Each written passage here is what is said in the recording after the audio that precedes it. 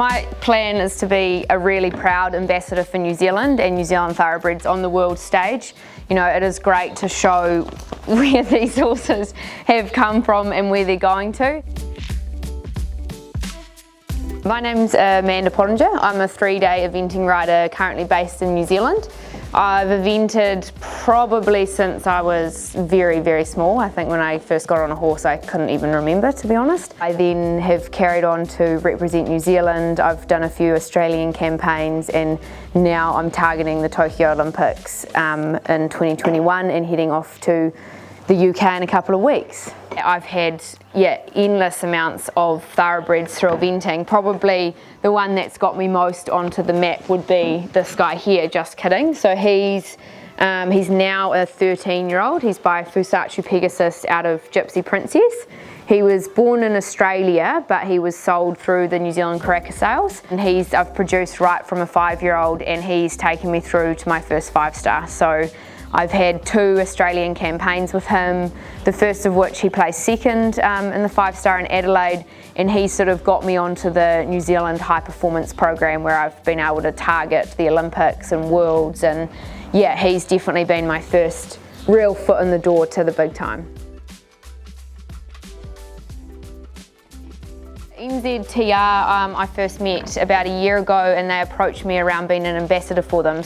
And I guess the purpose of it that we agreed was to, you know, promote the afterlife of racing for the thoroughbreds and promote that they are really good sport horses and there is an afterlife. And a big part of that is around, you know, the traceability of it, because a lot of people always wonder where each racehorse goes and they don't see the sport afterwards. So sort of joined together to try and encourage people to really promote where their horses have gone after racing and what they've become as a sport horse. This is good timing. He is by Nom de Jeu. He's only a 9-year-old, so he's sort of one of my next tier of horses coming through the grades.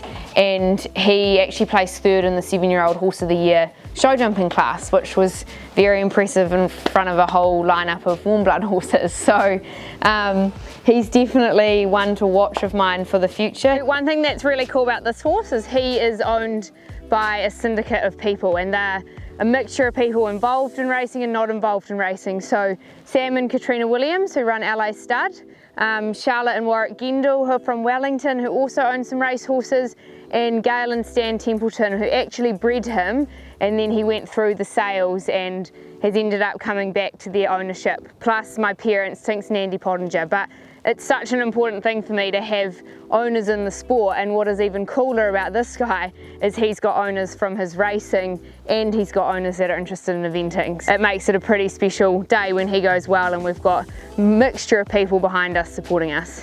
The reason I really like thoroughbreds is a couple of things. I guess firstly is their athleticism. You know, they are essentially bred to gallop, and especially for 3-day eventing, you know, one of our most important phases is the cross country, and it's about speed and ability and athletic ability and endurance. You know, they just have a great brain and they actually want to please you most of the time. The athleticism is a big thing, but also I just really like their trainability. When I get horses off the racetrack, I guess my routine varies a little bit, but in general, I think it is really important to give a lot of horses some downtime after racing, especially if they are coming straight off a racing race routine. You know, if they were still racing a few weeks earlier, it is really important to just let them have some downtime, let them breathe and that sort of thing. Certainly to start with, I just like to strip everything back, look at the horse for what it is, and then adapt all my feeding and regimes to whatever that horse needs. Essentially retrain them and then start to get a feel for where they're going to belong in the sport and in the industry, I guess.